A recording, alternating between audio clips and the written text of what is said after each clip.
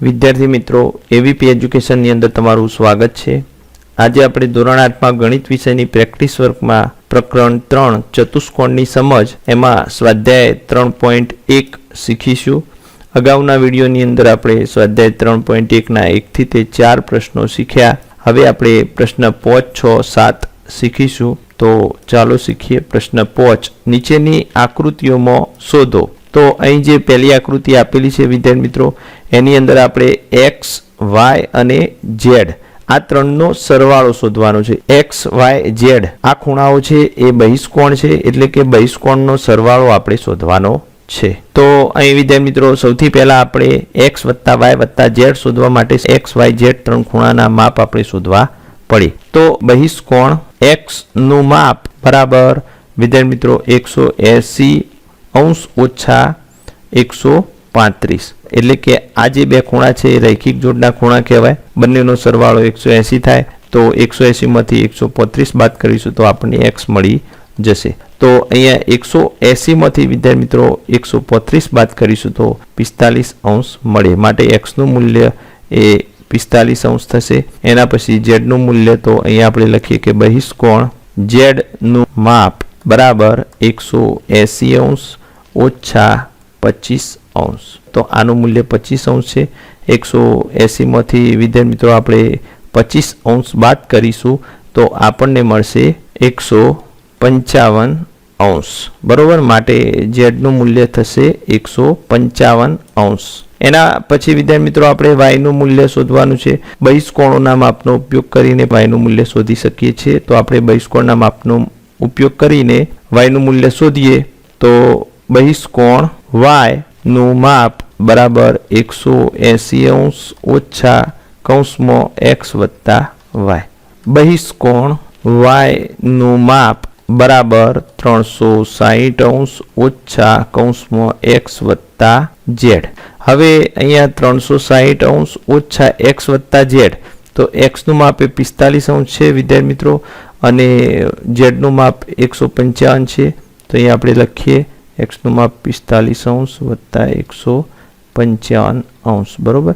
આ બંનેનો સરવાળો 200 થશે, માટે 360 અંશ ઓછા 200 અંશ। હવે 360 માંથી 200 બાદ કરીશું તો આપણને મળશે 160 અંશ, માટે y નું માપ આપણને મળશે 160 અંશ।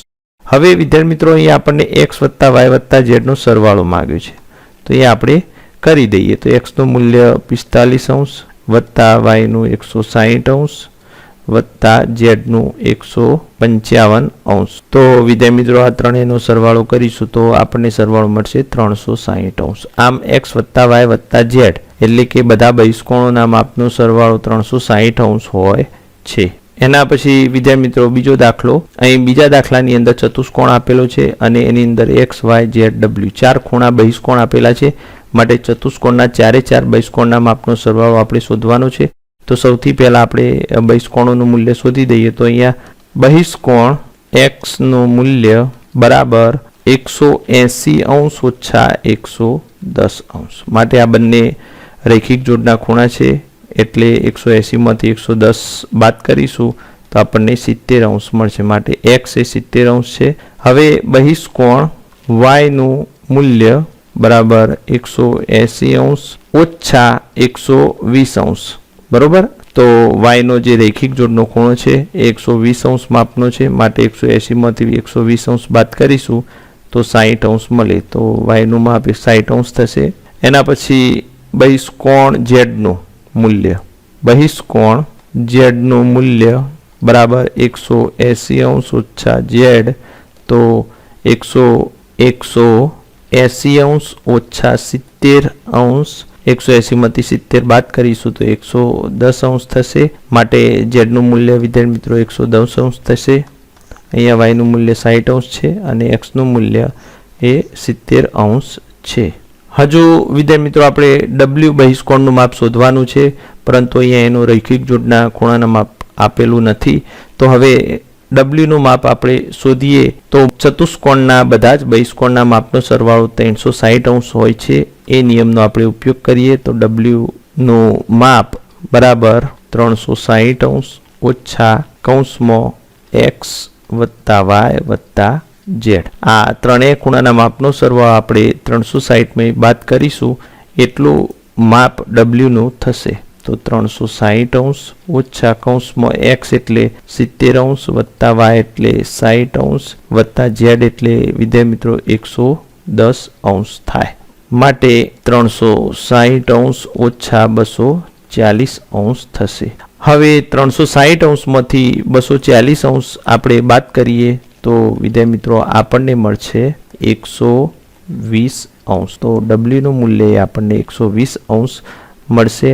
હવે આપણે બધા બહિષ્કોણોના માપનો સરવાળો કરીએ તો x વત્તા y વત્તા z વત્તા w બરાબર અહીંયા 70 વત્તા 60 વત્તા 110 વત્તા 120 બધા ચારેનો સરવાળો કરીશું તો આપણને વિદ્યાર્થી મિત્રો 360 મળશે. 360 મળશે. એના પછી પ્રશ્ન 100 નીચેની બાજુઓ ધરાવતા નિયમિત બહુકોણના દરેક બહિષ્કોણનું માપ શોધો. તો અહીંયા વિદ્યાર્થી મિત્રો પહેલું છે 4 બાજુ ધરાવતો. તો 4 બાજુ ધરાવતો જે નિયમિત બહુકોણ હોય એમાં દરેક બહિષ્કોણનું માપ આપણે શોધવાનું છે. તો અહીંયા લખીએ નિયમિત બહુકોણના દરેક બહિષ્કોણનું માપ બરાબર 360 છેદમાં n. જો અહીં આપણે લખી દઈએ n બરાબર બાજુની સંખ્યા. તો અહીંયા n બરાબર વિદ્યાર્થી મિત્રો 4 છે. તો 4 બાજુ ધરાવતા નિયમિત બહુકોણના દરેક બહિષ્કોણનું માપ 360 છેદમાં 4 કરીએ તો 9 ચોક 36 માટે અહીંયા 90 આવશે. તો દરેક બહિષ્કોણનું માપ 90 થશે. એના પછી બીજું 5 બાજુ હોય તો વિદ્યાર્થી મિત્રો સૂત્ર એના એ રહેશે નિયમિત બહુકોણના દરેક બહિષ્કોણનું માપ 360 ભાગ્યા n. તો n એટલે બાજુની સંખ્યા. તો અહીંયા 360 છેદમાં 5 લખીએ તો 360 ને આપણે 5 વડે ભાગીએ તો 72 જવાબ મળશે. માટે 72 થાય દરેક બહિષ્કોણનું માપ. એના પછી ત્રીજું 6 બાજુ હોય એવો નિયમિત બહુકોણ. તો નિયમિત બહુકોણના દરેક બહિષ્કોણનું માપ 360 ભાગ્યા n. જો n બરાબર બાજુની સંખ્યા. n બરાબર 6 લઈએ તો 360 છેદમાં 6 તો 6 36 એટલે કે 60 માટે બહિષ્કોણનું માપ અહીંયા 60 થશે. એના પછી ચોથો દાખલો 8 બાજુ હોય એવા નિયમિત બહુકોણમાં. તો અહીં વિદ્યાર્થી મિત્રો સૂત્ર એના નિયમિત બહુકોણના દરેક બહિષ્કોણનું માપ બરાબર 360 ભાગ્યા n. તો અહીંયા વિદ્યાર્થી મિત્રો n બરાબર 8 મૂકીએ તો 360 છેદમાં 8. તો અહીંયા 360 ને 8 વડે ભાગીએ તો 45 મળે. માટે નિયમિત બહુકોણના દરેક બહિષ્કોણનું માપ 45 થશે. એના પછી પાંચમું 9 બાજુ હોય એવો નિયમિત બહુકોણ. તો એવા નિયમિત બહુકોણના દરેક બહિષ્કોણનું માપ બરાબર 360 ભાગ્યા n. માટે n બરાબર 9 લઈએ તો 360 છેદમાં 9 9 ચોક 36 માટે 40. તો અહીંયા દરેક બહિષ્કોણનું માપ 40 થાય. એના પછી છઠ્ઠો દાખલો 10 બાજુ હોય તો એવો નિયમિત બહુકોણના દરેક બહિષ્કોણનું માપ. તો અહીંયા 360 ભાગ્યા n. માટે 360 ને આપણે 10 વડે ભાગીએ તો વિદ્યાર્થી મિત્રો 100 ઉડી જશે. માટે 36 જવાબ આવે. એના પછી સાતમો 12 બાજુ હોય તો 12 બાજુ હોય તો વિદ્યાર્થી મિત્રો એવા નિયમિત બહુકોણના દરેક બહિષ્કોણનું માપ 360 છેદમાં n. n એટલે આપણે 12 લઈએ બરોબર.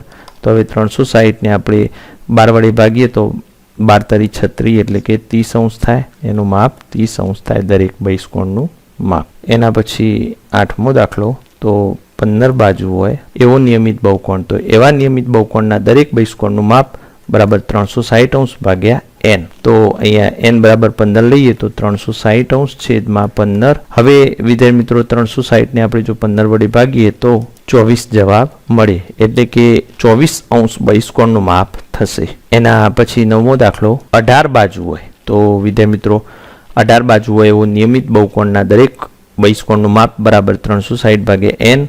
માટે 360 છેદમાં 18 18 દુ 36 થાય.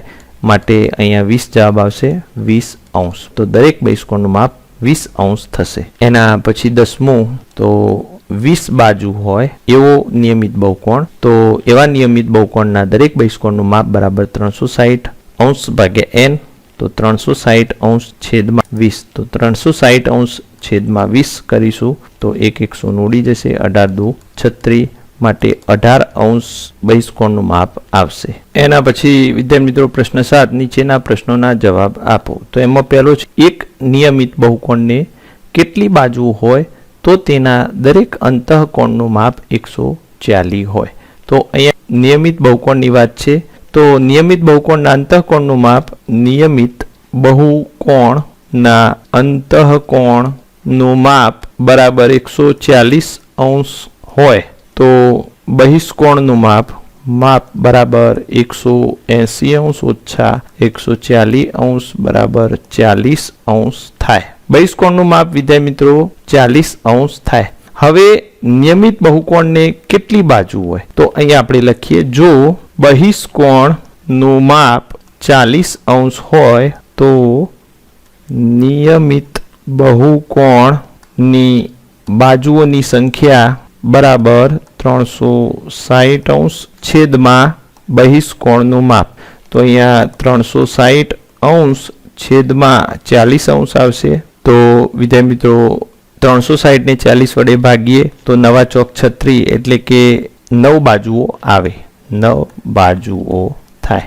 એના પછી બીજો દાખલો, એક નિયમિત બહુકોણને કેટલી બાજુ હોય તો તેના અંતઃકોણનું માપ 160 અંશ હોય. તો વિદ્યાર્થી મિત્રો આ દાખલો પણ એ જ રીતે ગણવાનો છે. તો સૌથી પહેલા આપણે બહિષ્કોણનું માપ શોધી દઈએ. તો બહિષ્કોણનું માપ બરાબર 180 અંશ ઓછા 160 અંશ બરાબર 20 અંશ થાય.